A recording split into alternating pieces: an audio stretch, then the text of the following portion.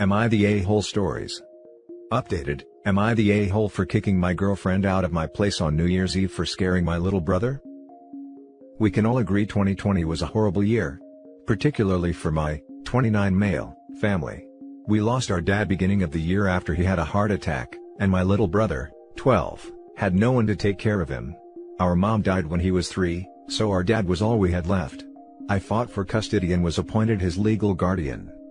Honestly, it hasn't been easy. We're still adjusting to these life changes and my brother is taking it the hardest. For months he was just not himself. Bad attitude, lashing out. I got him in therapy because I knew he was just hurting, plus stress of pandemic. His behavior has improved so much since then, even if sometimes there's days where he's withdrawn. Days before Christmas, he was feeling sad since it was our first holiday without Dad. That day, he asked to be left alone. We had a talk to discuss his feelings and I gave him his space after that. My girlfriend was over that day and I went out to buy groceries. When I got back, my brother was out of his room and helping out. I didn't think anything of it at the time. Yesterday my brother and I were out having some guy time before going back home to get ready for New Year's Eve. My brother opened up about how grateful he is for everything, and he hopes that I don't change my mind about taking care of him. I asked why he'd think that, and he told me what happened. That day when I was out, my girlfriend went to his room to tell him he needs to change his attitude and stop moping, her exact words, because he should be grateful I'm taking care of him at all. And that we can still hand him over to the state if we wanted to. I was furious about this, and had to reassure him that was never going to happen, because he really was worried about it. We went home, I confronted my girlfriend and she didn't deny it. She told me it's true and there was nothing wrong with telling him to stop acting like that when he should be grateful I gave up my life to take care of him. And the thing about giving him up isn't that big of a deal to her, because it's not like I'll actually do it. I said she still scared him with that threat and told her to leave my apartment, because honestly, I was far too mad, and because I didn't want her to be near him right now. She started crying, there was more fighting, but she left in the end. It was just me and my brother for New Year's. Since last night, I've been bombarded with calls from all our friends for kicking her out, knowing she has no family and nobody else to spend the holiday with. Everyone has sided with her, and even my best friend says I may have overreacted by making her leave, when she probably thought she was helping. They've heard my side of the story, but still think I was a jerk for making her cry and spending the new year alone. I'm having trouble seeing how I could be, so here I am looking for internet strangers to weigh in on this. Now for the top comments before the update. In what world are you the jerk in this scenario? Time to get new friends to go along with the new girlfriend, cause none of the current ones sound up to snuff. Not the a-hole at all, you were protecting your brother, a vulnerable child whose only stability is you now. His friends are terrible. Who sides with the person who tells a child who lost both parents something so hurtful? A-holes. Your girlfriend is cruel. Not the a-hole. Your brother comes first. That day when I was out, my girlfriend went to his room to tell him he needs to change his attitude and stop moping, her exact words, because he should be grateful I'm taking care of him at all. And that we can still hand him over to the state if we wanted to. That is beyond messed up of her to say. If she really didn't see a problem with doing it, she wouldn't have waited until he was gone to do it. This is exactly what I was thinking. Why would she say it when he's not around, if she really thought it was no big deal? She knew what said was awful and was probably hoping the little brother would be too scared to say anything about it. Not the a-hole. How is everyone siding with her? She must have told some twisted version of the story to your friends. Yup, exactly.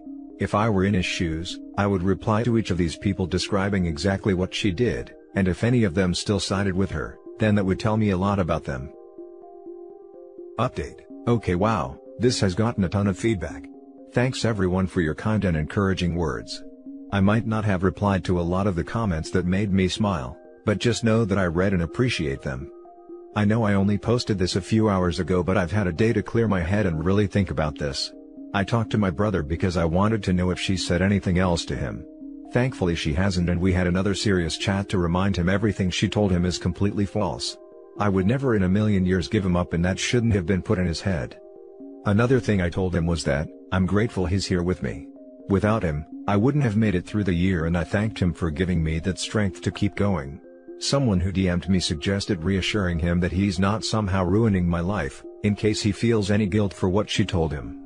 Thank you for that suggestion. Now, I know you are all waiting on this news. Yes, I did break up with her.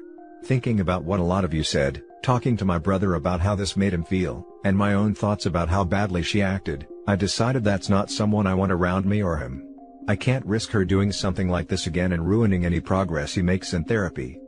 I know many of you think I should have done it on the spot. But I wanted to make this decision with a clear head and not when my emotions were extremely high. She came by my place earlier and we talked outside. Her reaction was as bad as you'd expect, and she still believed she did nothing wrong, even after I explained it all to her. There was just no making her understand, and I told her it was over. I gave her a couple of her things that were lying around my apartment and she left. My phone started going off like an hour later, so I had to put it on Do Not Disturb. That's all the drama I could handle for one night. I'll deal with my friends some other time. Honestly, I'm exhausted. Mentally and emotionally drained right now. I think this weekend, we'll do something to get our minds off this. I definitely need it after everything, and I know my brother does too. It's been a hard year already without all this extra drama. Anyways, sorry for the really long update you guys, but I didn't want to leave anyone hanging. I'm sure more comments will keep coming. I probably won't be sleeping much tonight, so I'll keep my mind busy by reading and replying to more of you. Thanks again for the support. What a horrible way to start the new year, but here's to hoping for better things. Now for the next story. Am I the a-hole for continuing to refuse to attend family holidays, because I am no contact with my brother over a betrayal that happened 5 years ago? I, 33 male, am having an issue where my family is pressuring me to resume contact with my brother, 35 male, after I went no contact years ago. 5 years ago, my brother and I were working at the same company. I had been there for 3 years and he had been there for 2. He was hired because I referred him when they were looking for new employees. When a management position came open, he and I both applied for it and told each other it was no hard feelings if the other one got it. He was hired for the position and I was not. I was genuinely happy for him, and did not have any negative feelings about him getting hired. I was proud of him and thought he deserved it. A few months after he was hired for the position, my former boss, who I have a great relationship with, left the company and asked me out for lunch. He told me in confidence that the reason my brother was hired over me, was that my brother took an email I sent him, venting about a work issue, and forwarded it to the hiring manager to explain why I was not a good fit for the position. I confronted him about this and he admitted it, and said he thinks it wasn't an underhanded thing to do, because it simply showed how I wasn't meant for management, because that's not how managers act. I was devastated. I cut him out of my life completely. I told him that he was no longer my brother and to forget that I even exist.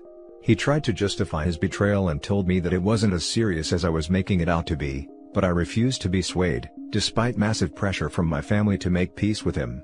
I found another job and I seldom interact with my family, due to how I feel I was shown very little sympathy for what he did to me. The attitude I got from my family was essentially that it wasn't a nice thing to do, but he has children to take care of, so it's understandable that he'd do anything to make more money to provide a better life with him. My mother said this to me almost verbatim. He has attempted to contact me several times over the years, and we once ran into each other at a store, but I ignored him and kept walking. He was not invited to my wedding, and he and his wife have not met my wife nor my firstborn, 10 months. My parents have been allowed to come and visit, but my mother told me that the holidays aren't right without my family there, and they have begged me to put the past behind us, and let this go so we can be a family again. My wife sides with me and thinks that my brother is an a-hole. We spend Christmas with her family instead of visiting mine. Am I the a-hole for continuing to hold this grudge? Now for the top comments. Not the a-hole, you forgive him when you are ready. And if he really needed the money for his family, why not just say, hey brother, I know we are both gunning for this promotion, but I need this for my kids. Would you mind pulling out of the running? Him sandbagging you like that, not only screwed you out of that job, but any other potential openings that would have happened while you were there, you know? You forgive him when you are ready. Forgiveness is generally reserved for those who ask for it. OP's brother maintains that he did nothing wrong and has never apologized. The brother is untrustworthy and unrepentant. The parents are toxic for siding with him. Not the a-hole. Not the a-hole. Your brother is the worst. And frankly, I'm shocked they would offer him a management position after he did what he did. I would never want someone that backstabby working for me or managing a team. That being said, if you did want to move past this, it's not unreasonable. I'd never trust him with any information again. But being civil and distant is possible. Seriously, why on earth would you want someone so two-faced and cutthroat, to have a position of power over others? Not the a-hole. There were plenty of other options for your brother to take. And to undermine your chances was BS. He could have said to you he needed more money for the family or anything really. Asking you to step aside so he can get it. I don't know, man, I wouldn't forgive him either. The family pressure needs to stop. Set up boundaries and consequences. If your mother or anyone pressures and boundary stomps, then there's consequences. The pressure coming from my parents really started to ramp up once I got married and had a kid. I guess now that I've got my own family, my parents feel like they're also missing out instead of just me. Now for the last story. Am I the a-hole for refusing to allow the hospital to discharge my wife to me? My wife now has stage 4 colon cancer. For the past year and a half, I have had to work and then come home and do the majority of the household chores, and I was also treated as the nurse.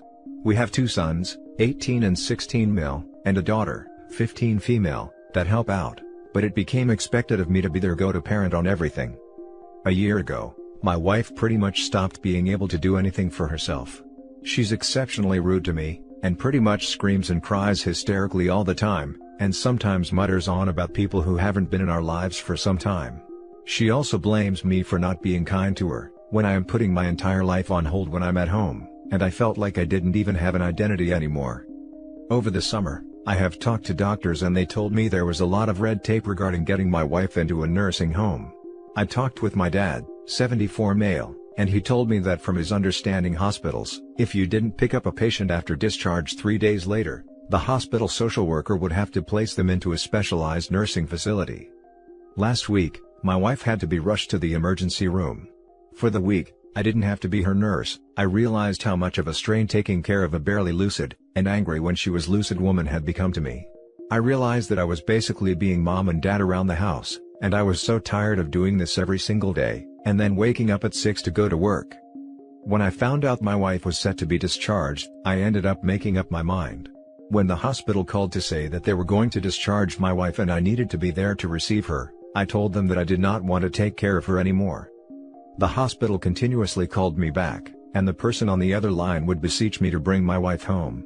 However, I stood my ground and said that my wife needed to go to a professional nursing facility, and said that the hospital's social workers needed to figure that out. Am I the a-hole for finally realizing I had reached my limits?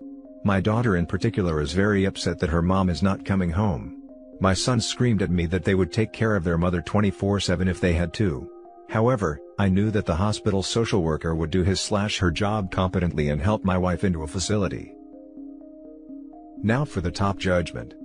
You're the a-hole. OP, I feel for you. Taking care of someone who is very sick as well as 3 kids and a full-time job. I can sympathize that this is very draining and difficult. However, the way you are going about this is not right and not fair to your wife, or your kids. First off, you need to admit that you need help and ask for it. This just seems like you spent the last year taking on more and more until you burned yourself out. Caregivers burnout is a real thing.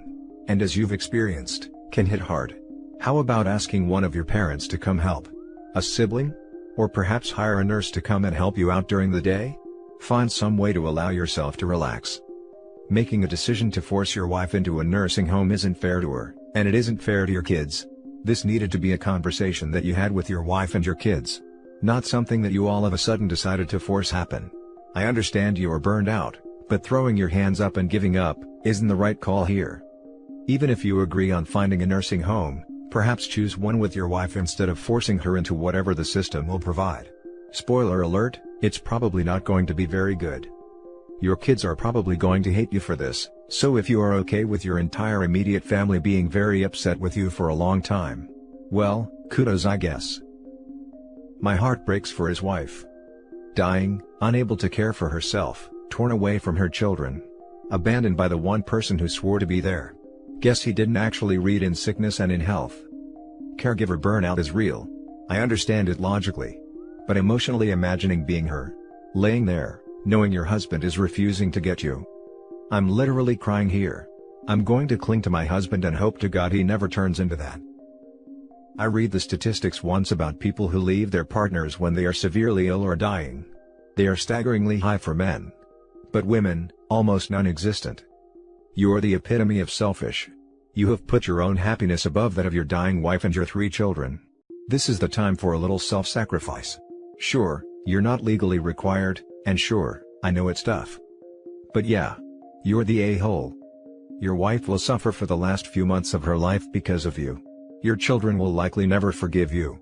If I was your eldest son, I'd be driving to the hospital, legally collecting my mother into my care and returning her to her legal home.